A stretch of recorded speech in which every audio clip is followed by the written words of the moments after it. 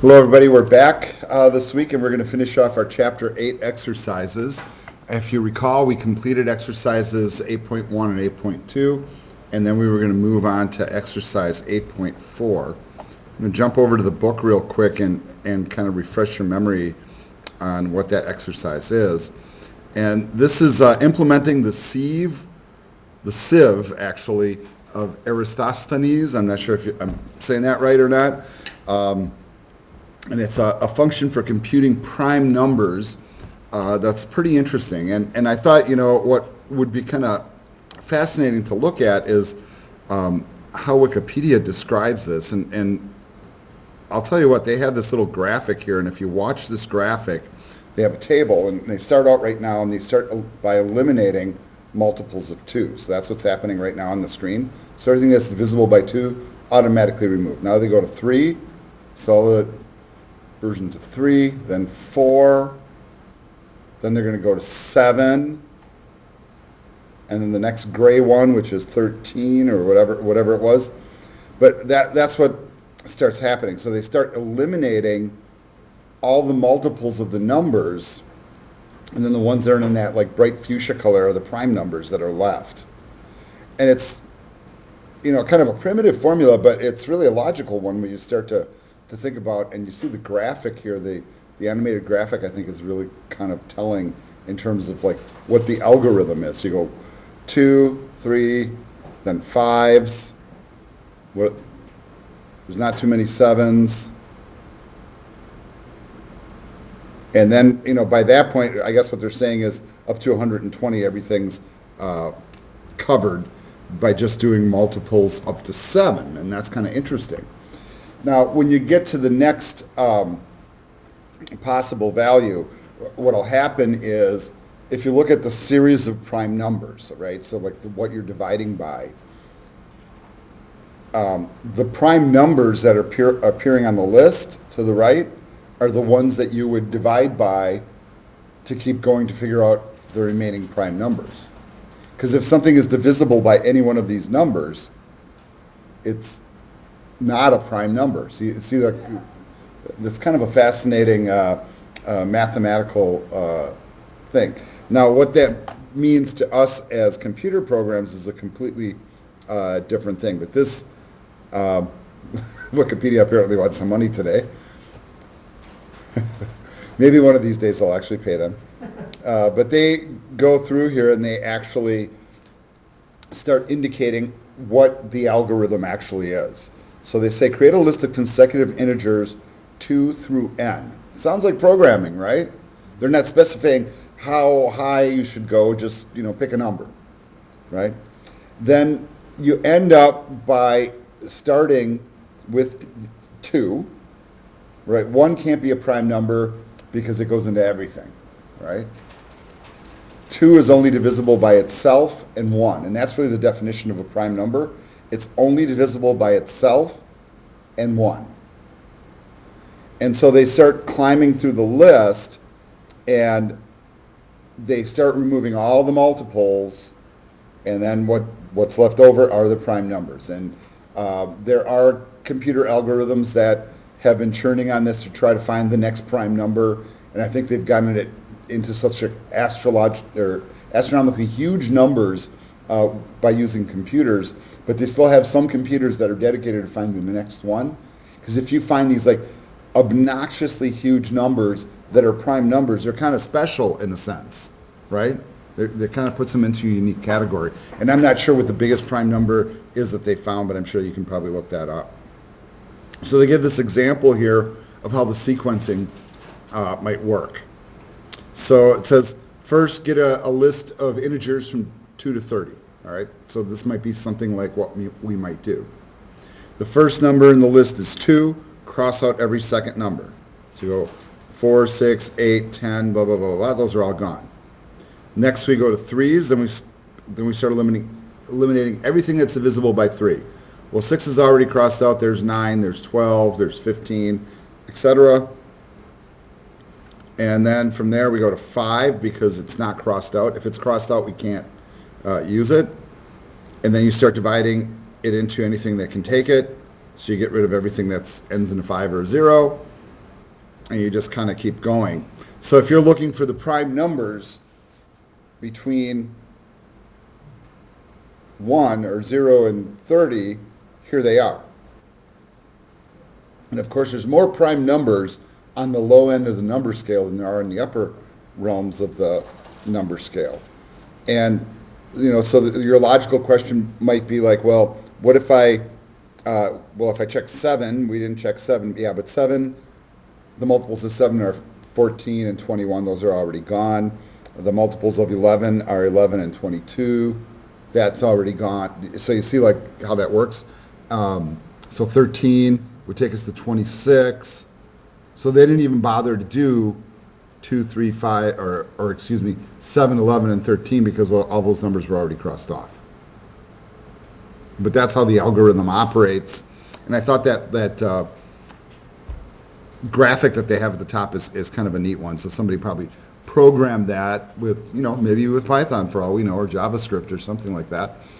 But this is really kind of interesting because not only do they show you how it works, and they describe it pretty well, and it's one of the ways you can figure out prime numbers.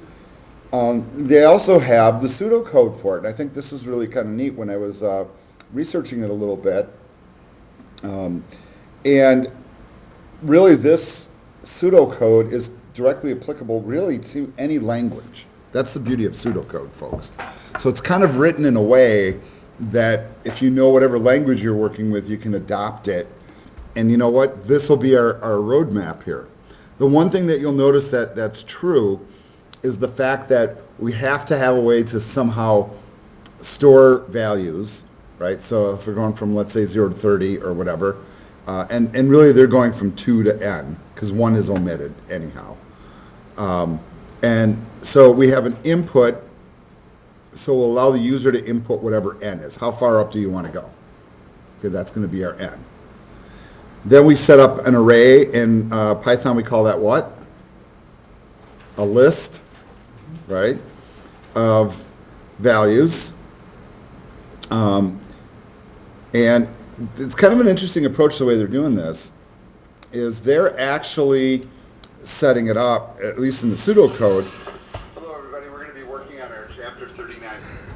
Sorry about that little, my other laptop talking to us because I was rendering video on it. I did manage to pause it. But I want to point out this interesting technique they're using. They're setting up an array, but in our language it'll be called a list. But instead of storing in that array the actual numbers, what they're storing are Boolean values of true and false. That's kind of a different approach. So they're going to use the index values of the array to keep track of the numbers since they're numbered, okay? And then whether a number is prime or not is just going to be indicated by true or false in that array or list structure. That's how they're doing it here. Then they go through a loop. They set up a counter. They start at 2. And they will keep progressing sequentially, not exceeding the square root of n. Okay, so that's kind of telling right there. Okay, so and then the reason for that is this, right? So if you, let's say we look at the number 100 as an example. Okay, so if we count up to 100, what's the square root of 100? 10, right? 10 times 10 is 100. That's why I picked 100. It's an easy one. There's a method to the madness here, believe it or not. So what they're saying is that if you're going to check all the prime numbers up to 100, you only need to go up to its square root in terms of multipliers to figure out all the prime numbers. See, isn't that kind of an interesting little correlation? I always find math is really kind of weirdly beautiful that way, if you want to think about it, right? So the square root will be the highest multiple, right? And that makes sense, right? Any number times itself if you start like doing the logic on it. So we're going to set up a loop that's going to do basically that same type of thing. And then once we get inside that loop, we check to see if in that array, if whatever's is set to true, then we're going to go ahead and step through another array where we do the actual the weird math. So what we're doing is we're taking each number to a power plus 1 times a multiplier of where in the position it is. And that's kind of a mouthful to say. But if you logic through the math there, that's what's happening. And we're going to convert that basically into computer speak. So it's a loop inside of a loop that calculates it. So what the second loop is doing is it's going through and it's actually checking the math. So what it's doing is it's checking to see if the number that we're putting in is divisible by a certain value. And then if it is, then we're discarding it, basically, is what we're doing. That's what the false is about. So we're going to convert this into a Python program, and then ultimately when we need to do our output, we're going to have to kind of figure out a way to traverse the list to output it. So that's kind of our challenge. Now that sounds a lot trickier than it really is, and I know that you guys can do this. So I know that you could type in that, and you notice like what pops up when you type that in? You know, somebody's already got the code for it, if you guys want it, right? And I don't know if you guys think like this, but code is out there. And I know that students do this kind of stuff, and, you know, in a way it's kind of cheating, and in a way it's kind of not, because you still have to get the code into your own program and make it work and turn it in and have me give you points. And you know what? I can do this too, so I know where the stuff comes from. So if it looks just like this code, I'll be like, oh, all right. And you know what? I'm going to tell you, my code's a lot simpler than this, just so you know, right? So that's like one little tip. Now, I'm not saying that this is wrong to do. They have a lot of comments in here. They're just taking a little bit different approach. That's all there is to it.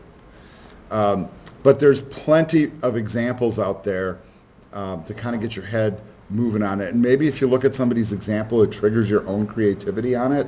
So I don't see that as really necessarily a problem. All right, let's go into Spider and get this all geared up to do some work here. So I'm going to create a new file, which happens automatically if I close all my tabs.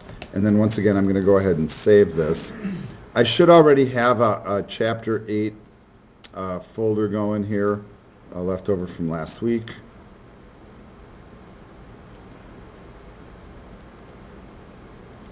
And we're going to call this one Exercise 8.3. Or is this 8.4? 8.4. This is 8.4. All right. Now, in order to do some of the math things in here, we will need math libraries. And if you haven't figured that out yet, the ones that we need to work with in particular, we know we need to work with square roots. You can't really declare a square root in most programming languages without using a math library. And the other thing that we're going to use is a different little tool called the floor tool, which makes sure that we're rounding down, basically. And I'll explain that as we work it, because we want to make sure that the square root ultimately works out to be a round number. That's really kind of the why here. So the first statement I'm going to have in my program is I'm going to import a library. So I'm going to say from the math library import sqrt, which is for square root. I'm also going to import the floor library, and what that does is it rounds things down. So if you had like 1.025, for example, that would set you to 1. So it floors you down to the next numbers, what that does. And you'll see that in practice. We are going to do just like what that pseudocode did, which is we're going to read some input in from the user. So we're going to set up an input like this. All right, so we're going to say enter a positive integer. And, you know, and for gins and giggles, we can start out with 30, just like they did on the Wikipedia page, because then we can go check the output, right, and see if it's right. All right, so that's not a bad approach, but we're going to read something in from the keyboard as an integer and store it in a value called n. Then we have to start with the number 2, and I'm going to paste in this comment here because 1 can't be a prime number because it goes into everything, right? And we start counting at 2, and we're going to go in our loop from 2 to n. Before we do that, and I saw this in the other example I just popped up on the screen, they created a variable called P, and I'm going to create one called primes. And actually, instead of declaring it as a list, I'm actually going to declare it as a set. Okay. Not to twist your minds a little bit, but I'm following the author's example here, and I see where he's going with it, so I'm sticking with it. All right, so I'm creating a set called primes, and I want you to watch how I'm doing this. Now, when you create a set, you can just declare it, like what's in it. But in this case, what I'm going to do is I'm going to do it kind of mathematically. And I'm going to do it using the range command on top of it. So inside of set of parentheses, I'm going to type range. Now that should sound familiar because that's the same kind of thing we did. We'd run loops, for example. So we're going to say a range that goes from 2 to n plus 1.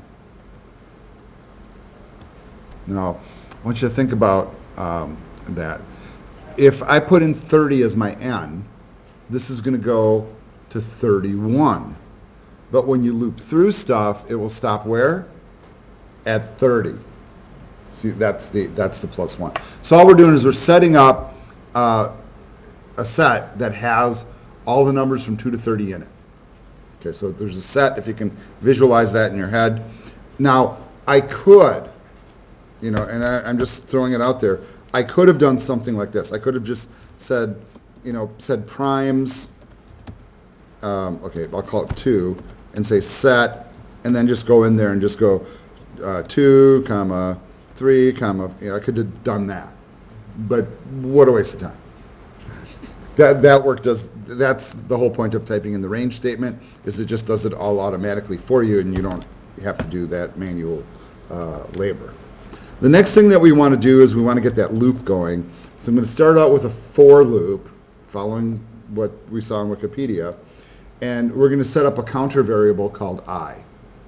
And we're going to say, for I in range,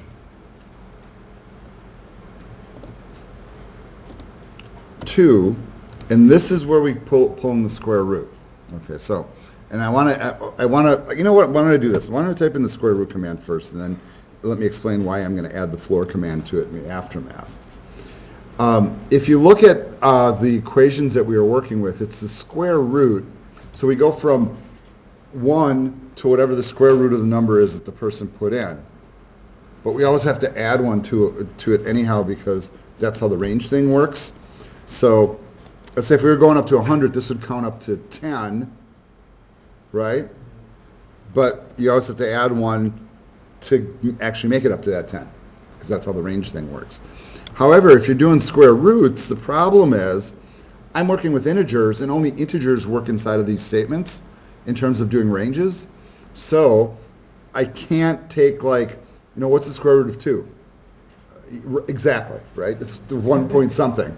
So the point is that I can't allow that to exist in that format in this statement, so I have to use what they call the floor command, which rounds it down to the lowest whole number below the number that you just came up with. If the number happens to be a whole number, like 10, right? And here's the thing, the square root thing will return a float, right? So we still have to floor it to make it just 10 without a 0.0. That's the why, okay? So that's how we're going to run our loop. Oops. All right. Next thing that we're going to do is we're going to run the second loop. Remember there were a loop inside of a loop? So for every time we step through, we're now going to start doing a discard of the numbers. All right. But what number are we discarding? Well, that depends on the counter variable in our loop. Now, I want you to conceptualize this. The I is going to start at 2. All right? And then the next one, and I'm going to use a J, right? That's also going to be in a range that starts with 2. But just because it starts with 2 doesn't mean it sticks with 2. All right? And then we're going to do this silly little math here, which is we're going to take, how long is that going to step through? It's going to step through starting with 2, and then whatever the full amount of times as 2 divides into n. So for example, if I type in 30 as my number, 30 with an integer division, or what we call floor division of 2, yields what as a result? 15, right? So it will yield 15 as a result, and then from there, it's going to go, so this inner loop's going to go from 2 to 15. All right, and then what are you going to do in there? You're going to start, inside of that statement is where you're going to start discarding. And what we're going to do is we're going to look at the primes set that we created, and we are going to discard I times j. Now this is a little weird, so I feel compelled to explain it so you guys see it more clearly. So if I start with 2, right, and I run my outer loop, so my outer loop's on 2. I come to the inner loop, that starts with 2 also. And what I want to do is discard any value that is a multiple of the number I'm currently working with, which is 2. So 2 is going to go through and multiply through every possible value in j. So I is set at 2, and j is going to go 2 times 2, 2 times 3, et cetera, et cetera, et cetera, until it gets up to 15, because, n floor division 2 is 15. Now, why does that work? Because the number we put in is 30. So 2 times 30, so it's all mathematical. So 2 times 30, we already hit our limit. That's the point. So we covered everything from 2 all the way up to that limit. And then every time we go back to the outer loop then, now I is set to 3. And it does the same math. And then 4, it does the same math. And it's going to go all the way up to 10, because that's what we set the outer loop for. And then each time it does that, it's going to take each one of those 2 through 10 and multiply it by 2 through 15. And then any of the numbers that it generates, it will go through our set, and it will discard that value if it finds it in our set. Now I want you to really kind of focus on a couple different things here that I think are important. The chapter is about sets and dictionaries. The one way that sets differ from other things is all the values inside of a set have to be what? They have to be unique, right?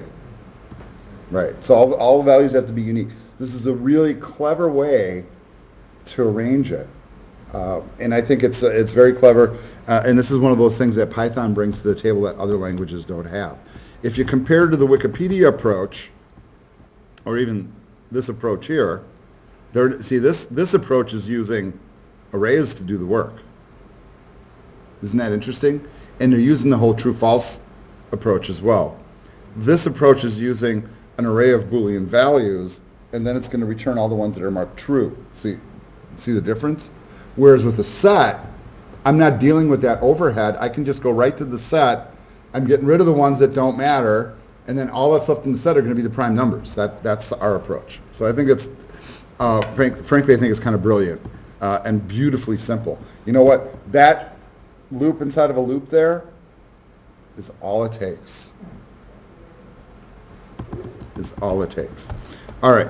So from here, we want to actually show the output now.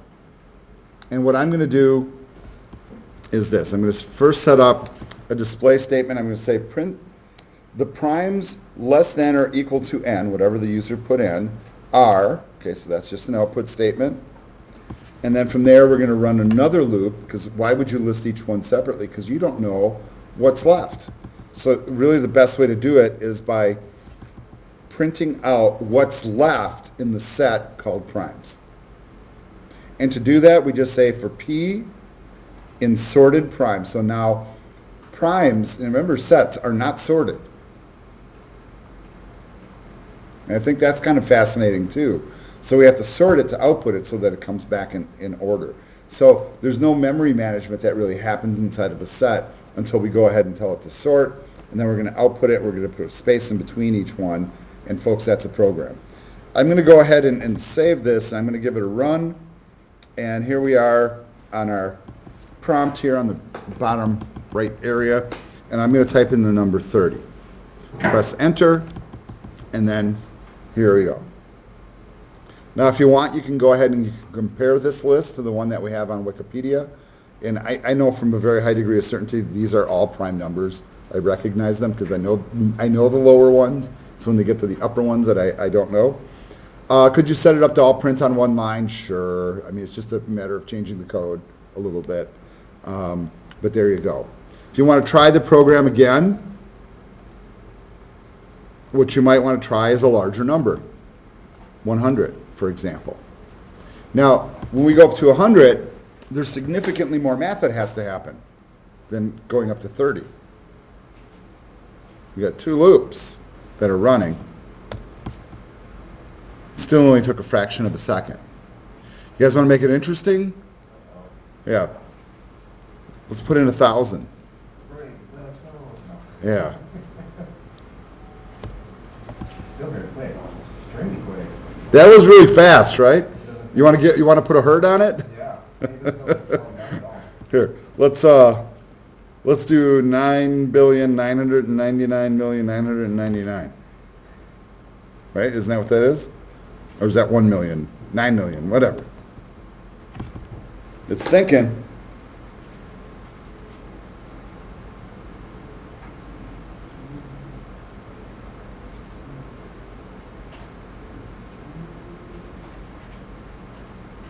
Now, we just upped it by a factor of like, I don't know what. Yeah. But you got to think about what it's doing in the background. I think right now it's still creating the set in memory. You can do stuff like this and you can actually fill all the memory on your computer, folks, and I may have just done So I'm letting it run right now to see where it goes. But you notice it does have a little memory counter down here. My memory is only at 49% capacity. So it hasn't given me an answer yet, though, has it? No. Maybe I shouldn't have done this. But just in case you think it's instantaneous, when you really start working with those high numbers, you know the intensity of the math that's going on here is pretty insane. It's working on a different level. First of all, what's the square root of that number? I don't know, right? You put it into a calculator and let me know. And then it's got to go through the loop. I don't know, divide that by 2. It's still got to go through the loop 500,000 billion times or whatever it is. All right. I'm still waiting to see if it's actually going to output something and what that's going to look like. I'm really curious. Sometimes it's fun to push code to its limit, and this is one of those examples. Now, that's not a particularly huge number either. So this is why I think this is fascinating. And if you watch the computational power it's taking to actually complete this, you know, and I might even go further and actually bring up my task manager, you know, get out of the dumbed down view, go to the performance tab, and then maybe look at the CPU and see where that's going. And you know, actually that surprises me that it's not like full tilt right now, but there might be an execution cap on that IDE, so it's only operating at a certain level.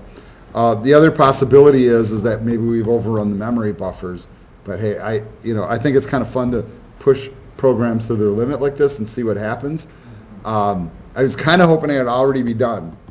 So it shows you that putting in a ridiculously large number is not necessarily a great idea. Okay, so apparently the square root of that number is 100,000. So 100,000 iterations of the inner loop each time. And then the outer loop is what? Well, that's the outer loop, right? That 100,000 times is the outer loop, and the inner loop is, you know, ballpark 5 million. So 100,000 times 5, so it's iterating, I don't know, 50 billion times. And we're still waiting. And then here's the interesting part about this, though. As the numbers get larger, the amount of prime numbers that are left are infinitely smaller. So when you get up past a certain point, you only have so many prime numbers. How long have we been watching this spin now? I don't know, a minute or two. Yeah. Oh, it's still running. Yeah, it's still running.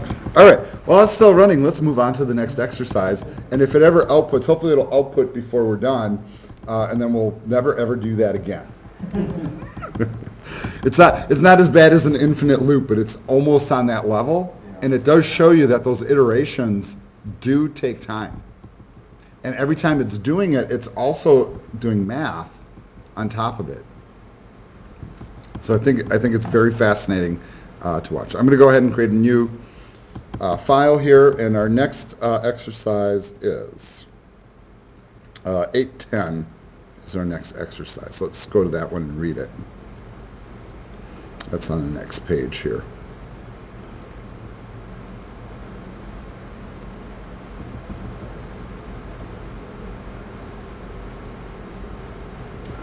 All right. So this one says, write a program that reads in 2 text files and prints out in sorted order all the words that are common to both of them. All right. Sounds like a piece of cake, right? Yeah, sure, it sounds like a piece of cake. It sounds like a lot of work. Actually, there is a little bit of work that happens in this one. It's a little bit more complex of a program. But let's get started so we can get this finished. All right. I am going to create this by using a main method. So the one thing I'm going to do is, like, way at the bottom is I'm going to call main so I don't forget to do it, because that's like kind of one of the things I sometimes forget to do. All right. Then I'm going to begin by defining a main method, or main function, if you want to call it that. And the goal, of course, of this main function is to run all the other parts of the program. All right, so the first thing that we need to do is we need to pull in all the files and store them locally. So we need to have a couple of text files to work with, and then we need to be able to import those text files into a structure. All right, so here's the way I think of this. In order to do that, I'm going to want to store those words. So I can create one mechanism that will read the files in. Okay? There's no reason to write 2 separate pieces of code to do the same work twice. You just write one piece of code. So that to me screams function. Okay? So I'm thinking that maybe what I'll do is I'll create one variable called words1, and I will assign to it the output of the function I'm going to create. And I think that a good name for that might be like file words. Okay? So file words is a call to a function that I have not created yet. So I'm going to come down here a little ways, and I'm going to create that so I can get rid of that error message for starters. So I'm defining file words. Let's think about how file words would work. And you know what? If I'm going to, my whole point of creating this is to create something where I don't have to repeat the code again. And I know I'm going to be reading in 2 files, right? So I'm actually going to take this snippet of code, and that's just going to happen twice. Except I'll feed it into a separate structure. So I'll read in one file, store it in words1, read in another file, store it in words2.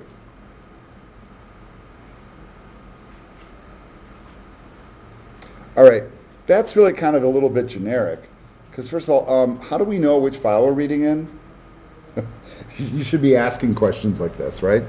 Well, here's the way my brain thinks. So the way that I see it is I'm going to go ahead and prompt the user for a file inside this method or function. Could you pass it as an argument too? I could. But I want to have a prompt in there. And see, the reason I'm putting the prompt inside the method, because that makes my program body cleaner. And that's a repetitive action too. So I'm bundling it in, right? Yes, I could pass it as a parameter, no doubt. So then in this next step, I'm going to open up the file for reading. We're not going to edit it, so I can actually use R as the second argument. So we're just reading the file in. So whatever the file name is, we're going to go ahead and open it and store it in our little in file variable. Then we're going to do something that we've already done before. We did a little bit of this last week, and that is we're going to read it all in as a set. So I'm going to create a variable here called words, just generic. So it'll be all the words that are in the file that we're reading in, and we're making it a set. And if you remember, this is how you initialize an empty set in Python. It's a little odd, but that's how you do it. Now we're going to want to read through the file line by line, and so we're just set up a for loop. So we'll say for line in file, INF, we're going to do the following. First thing that we're going to do is we're going to split all the words in the line, and the command for that is this, line split, and what that does, if you remember, is it finds all the spaces, and every time it hits a space, it knows it's the end of the word, and it stores that into a separate little container inside the set. All of those are going to be put into little pieces, so we're going to call them parts. So when we split it up, it's going to store it in parts. Parts also being a set. You guys feeling where I'm going with this? All right. Then since we have everything split apart in this structure called parts, now we can start taking the parts and storing them in words to define them.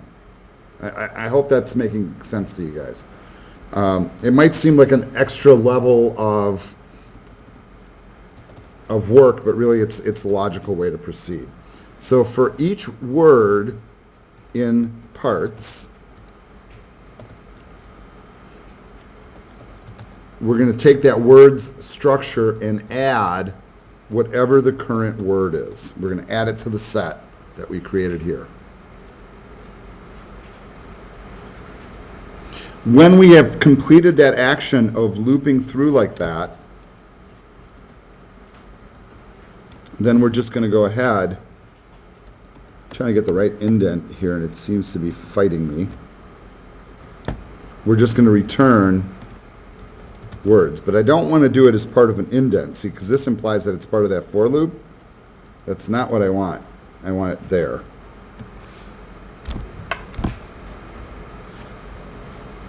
And it's still not liking it, is it?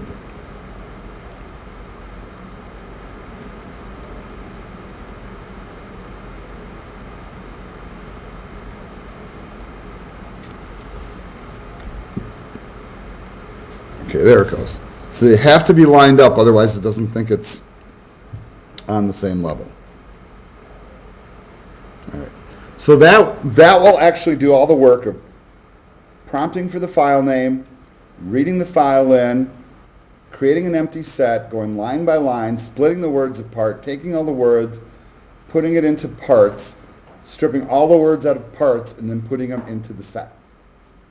Once we have that, then we can do the next analysis. Okay? So then we're going to end up back up here.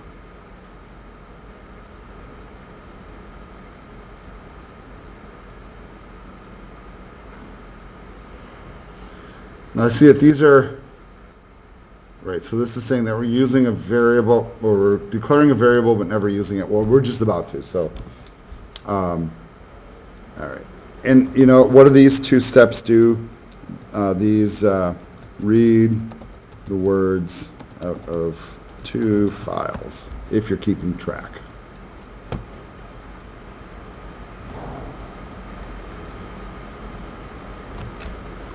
All right. The next thing that we're going to do is we're going to create a set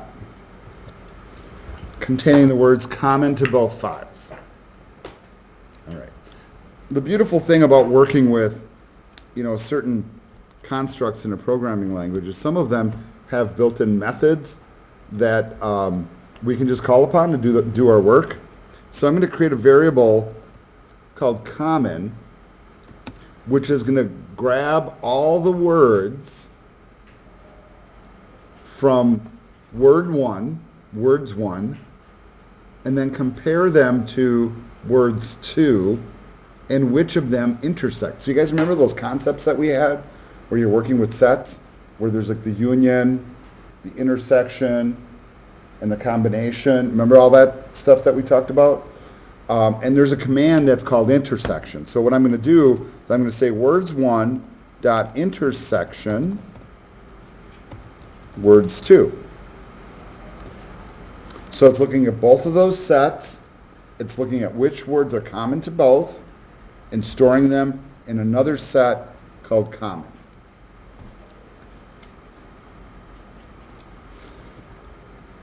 Then the next thing that we want to do is do some output. So we'll display that back to the screen. I like how the indents are just like one character off. And then we're, logically we'll use a loop to do the output, just like we did in the last exercise. We'll sort each word. So what are we sorting? The ones that ended up in the common set. And then we're going to print each word separated by a space. Now here's the issue. We need a couple of files, right, to work with. Let me see if the author's got some attached to this. This is exercise. Which exercise was this? 810. And you see what I didn't do? I did all this coding, and I haven't saved any of my work yet. For shame, for shame. Bad practice. But I did it now that I realized it. Right? Because what would happen if the power kicked off? Well, actually the truth is nothing, because Spider keeps all the files open anyhow, even if you don't save them. Right. It's like the backup for the idiot that doesn't have a backup, right? But there you go. So I'm looking in the exercise here to see they don't have any text files that we can work with. So I think we need to find a couple of text files. So why don't we do that? Let's find a couple of text files that we can use. So I'm going to kind of look, and I'm thinking, last week we were doing those exercises with the songs, right? So I got the She Loves You text file, and I'll pull my folder over here, is already in there, right? And just to refresh our memory here, this is what that looks like. These are the lyrics for that, right? And now we need something else. Why don't we just have some fun? Let's grab another Beatles song since we're on that topic. Somebody call out a Beatles song. Hey Jude. Hey Jude. Lyrics, right? I just love it that it's just right on, YouTube just pulls it all back, or Google just pulls it all back. There's a whole bunch of na-na-nas here as opposed to She Loves Yous. There's a whole bunch of yeah-yeah-yeahs, though. All right. I'm copying that. I'm going to paste it into my file here. And then I'm going to do a save as. I'm going to drop it in that same folder. I'm going to call it heyjude.txt. So we got she loves you.txt and heyjude.txt. Hey, did we ever look at Spider? Did it ever output that? No. All right, so this begs the question. Since that prime number thing hasn't finished yet, I'm actually going to hit the stop button here. And I don't know if you guys have done this yet or run into a situation where you might need to, but if you run a command that gets stuck in a loop or something, you can go to the console window, find the stop button and hit it. And what it does is it actually interrupts the program from running and gets you back to a prompt. And that's actually like a whew. So don't put in 9,999,999 as for a prime number checker, because that's going to take a while. Maybe we'll come back later and run a bigger one and see what happens and count how long it takes. All right, but now we can go ahead and actually run this program make sure that it's saved, and then go ahead and hit run. And I'm going to put in she loves you .txt and hey Jude.txt. Now, what didn't I do with my file input that I'm going to recommend that you do, right? You should either set up a conditional statement, like an if statement, just in case you have a situation where somebody types in a file that you don't have, right? You should really accommodate for it. Or you can do, the exception handling, so you can do a try except, as they call it in Python. That's really the better way to do it. I'm just cutting to the quick because I know I'm going to put in the right file names. But the problem is whenever you're working with a user, you cannot count on that. You can count on the fact that you'll have some people that will try on purpose to break it. So you better put in some exception handling or at least if statements to check things. All right. So it says the words that are common to both are and, yeah, you, your, a, bad, be, can, her, it's, no, me, not, no, not, blah, blah, whatever. That is a hit song right there. Yeah, you know it, right? And yeah, you, your, a, bad, be, can, her, it's. Yeah, you can. Isn't that if you put in Beatles thing backwards, that's what you get? Yeah, exactly. This is what John Lennon is singing in his grave. All right, but that's just an example of how this works. Now, this is kind of an odd little example, but it really combines many different skills together, so I think it's kind of a nice little exercise. All right, so that was exercise 8:10. The last one that we have to do is exercise 8:17. So I'm scrolling down to that one. All right. An external link. Yep. So check this out. It says write a program that reads data from this URL. And this is a live URL, folks. So you can actually take that link, and I'm going to open it up in a new tab and show you the output. It's just a text file. And if you guys notice where it comes from dun dun dun, the CIA, right? So what this is telling you is the CIA is keeping tabs of a lot of information, and some of it is public. Well, thank you. And I don't know what this particular piece of data is about, but I'm sure it says kind of here. The World Factbook rank order, raw data. Okay, the values are per capita incomes. So that makes it a little bit more interesting to look at then, right? So these are, in 2004, these are the per capita income. So what that means is per person in that country, that's how much gross income they have. And I think that you guys might be a little bit surprised that the United States is not at the top of that list. Yeah, number 19. And at 59,000, right? That's in 2004. Take all the income that the country generates, divide by the number of people that are present, that's how much money is made per person per year. There's some countries that do significantly better, like holy cow. That's fascinating, right? So we do not live in the richest country in the world. Not even close, right? All right, but this is some raw data. It's just a text file. And what I've done for you, just so you know, is I've taken that text file and it is attached right here. But you could follow the link in the book or type it in and pull that file down. As you look at that data, notice that there's like columns, sort of, right? So they're numbered. There's like a space or a tab or something, the name of the country, a dollar amount, and then a number with a comma in the middle of it all. We got a number of issues to deal with. If we're going to analyze this information, whenever you're going to analyze anything that's a dollar value and then display the dollar value like that, you got to strike the dollar sign, you got to strike the comma. Right? All of this, of course, is text, so we have to get the right code in here to not only read the SIN like the Beatles songs, but to also split it apart and then make it into something meaningful. So what's our actual task here? I suppose I should look at that. Right?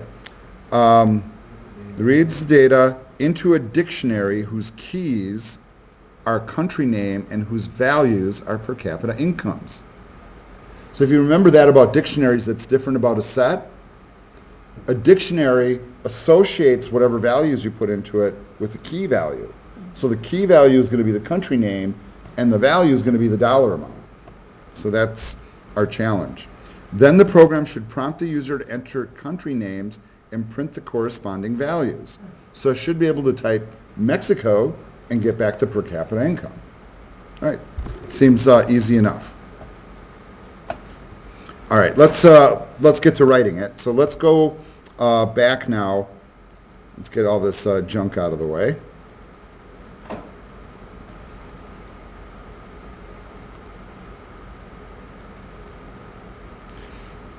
And let's get Spider back up on the screen. Let's create a new file. Let's do a save as. And this was 17, correct? 817. All right. The other thing that's smart to do is to take that raw data file, download it, and put it in the same folder. So if you have your file folder open, you can go then to here. You can just click the file. It'll open up in the browser, right? And notice how the raw one that came from the author doesn't have all the little line breaks in there. It's quite as neat. But what we'll do is we'll do a save as on this, and it should save as a text file. And actually, before I go, I'm thinking that the smarter way to do this is actually just right-click on this and save link as. So right on the assignment listing, just right-click the file, save link as. And then now it's coming down as a text file. Then put it into the right folder, and you should put it in the same folder where you're doing the work for this chapter. So I have a chapter 8 folder, raw data underscore 2004.txt. It's now saved in that folder. All right, back over to Spider. I'm now going to start coding.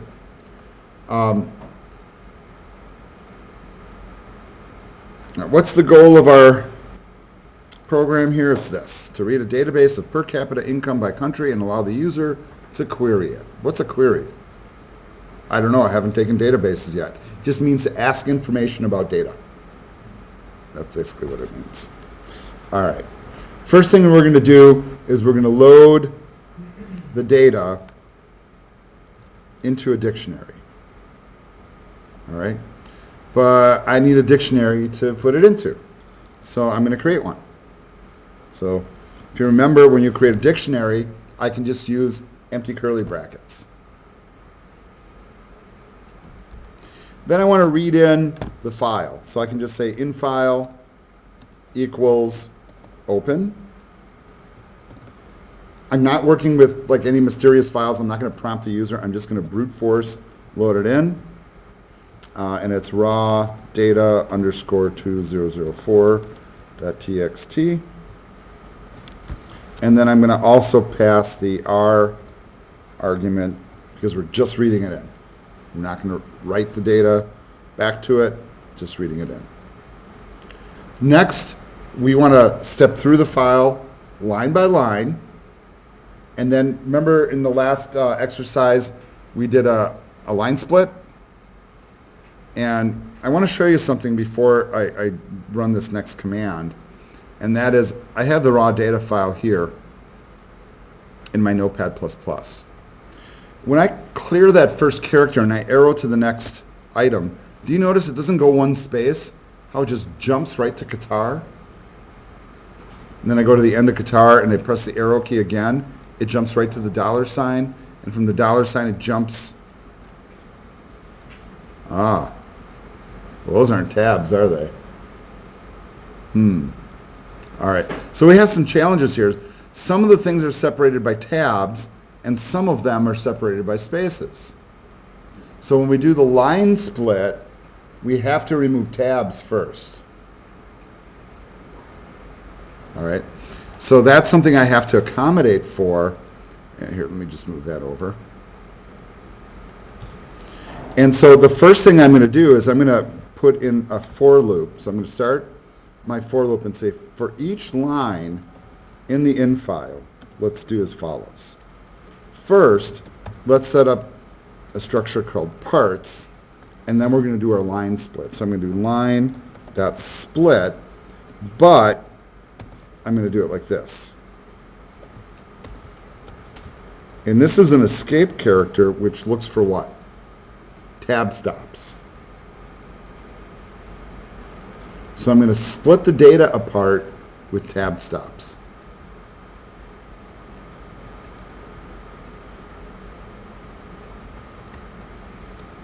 The next thing I'm going to do is I'm going to go through and I'm going to remove the dollar signs and the commas. Remember I talked about that in the money amounts? And I'm going to replace them with nothing. And so the way that I would do that, it would be like this. I'm going to take for each, and you know what, I think it's probably not a bad idea to actually let the user know what you're doing here, or the other coders. And we're going to start like this. So here's the first statement. So for each dollar sign, we're going to replace it with an empty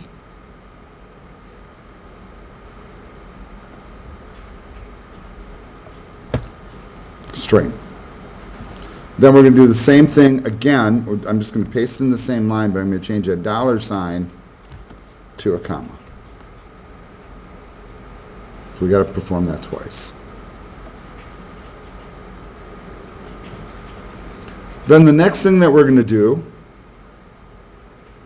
is we're going to take each country and start adding it into this structure.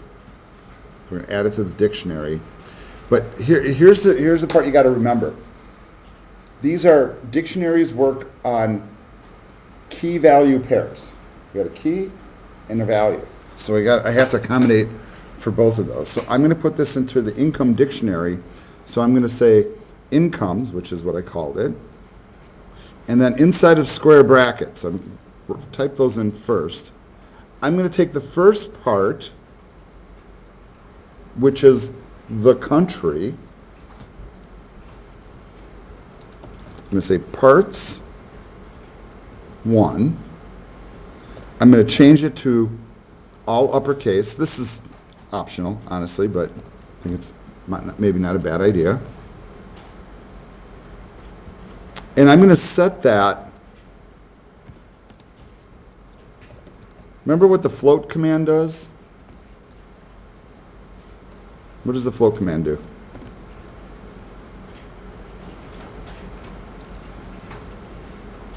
Changes it to a floating point number, right? So here's where we're going to take the second piece of information,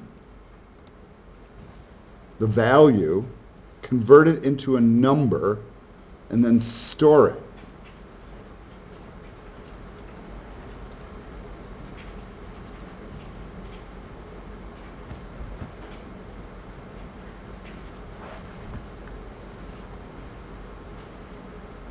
All right, so we've read the data in.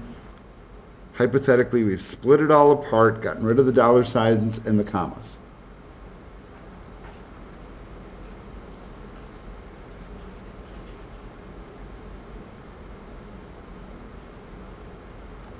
There might be something that you guys should be asking yourself, and maybe you're thinking to yourself, what happened to position 0? What's in position 0?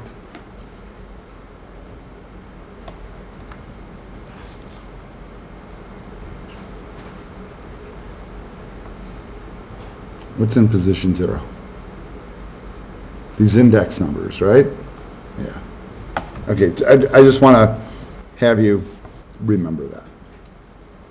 All right, the next thing that we need to do is we need to get out of this loop. Okay, so this stuff all happens in a loop, and now that loop is done. Next thing we need to do is read the queries from the user and respond to it. So now we're going to let the user type in a country name, and then we'll check for that country name and find the key value pair that goes with it. All right? The best way to do that is kind of in a loop. So we haven't talked about this a lot in this class, but we've done a little bit of it. So we're going to prompt them for a country.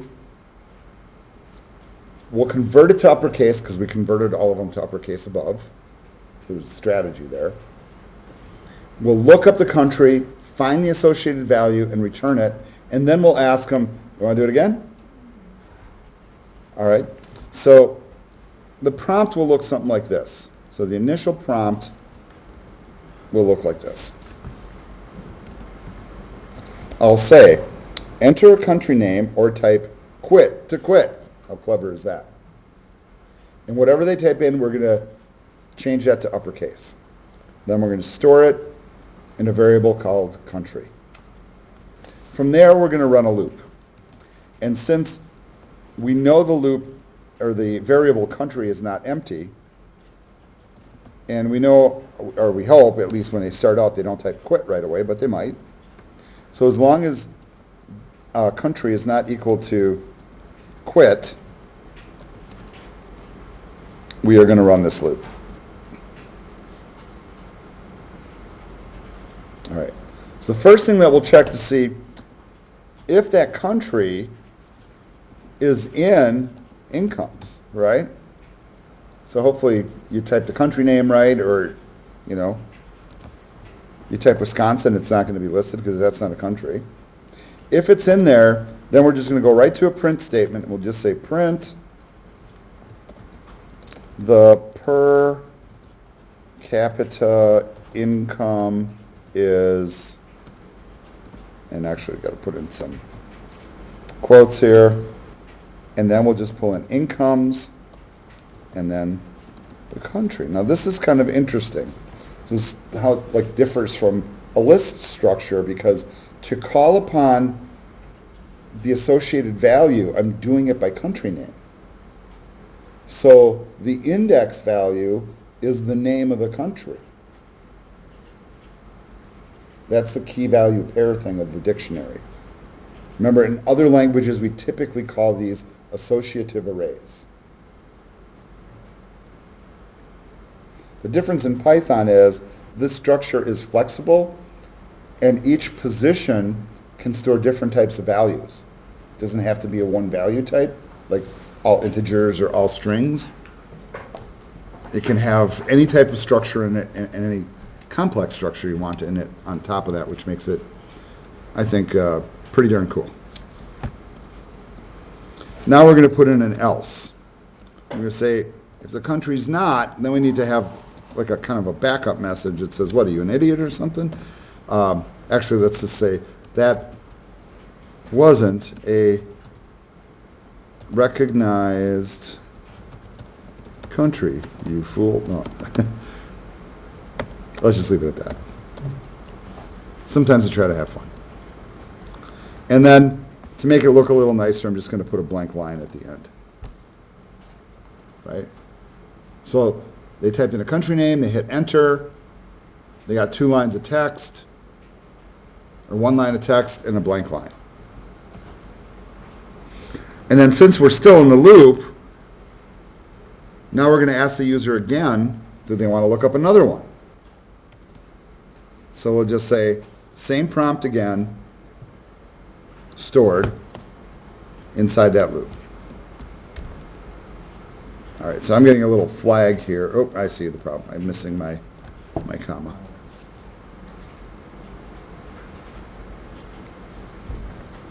Got another little flag here. Yeah, it wants me to match up my indents, and that should fix it.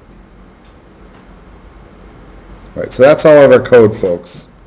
Believe it or not, that will do all the work. All right, I'm going to go ahead and do a save on this, and I'm going to hit a run, and then what's going to happen is I will get prompted for a country name. All right, so let's type Mexico. It says per capita income is 14.7. It's not the most beautiful formatting, mind you, but it does very clearly show that it was converted to a number, and that was one of the tasks. Let's type in another country name.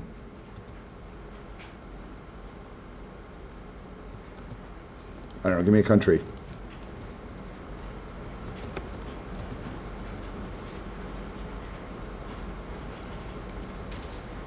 This is really fascinating. I mean, just aside from the fact that we wrote a program that does this, I think it's also fascinating to look at what the per capita incomes are in some country, and then give yourself a little bit of a reality check as to where you live and the kind of money that you make. Even if you're working at like McDonald's part-time for $8 an hour or whatever, you might make more in a couple of months than some people make it an entire year. And per capita, folks, doesn't mean that everybody is making that money. That's the average per person. And that has a huge impact on people's lifestyles and quality of life, and I think it's a very fascinating statistic to look at. But the fact that we're in the top 20, in per capita, it does indicate that we're pretty rich here, even if you don't feel like it. All right, that ends all the exercises. I'm going to end the video here, and we'll take a 5-minute break here in class, give you guys a chance to finish this up.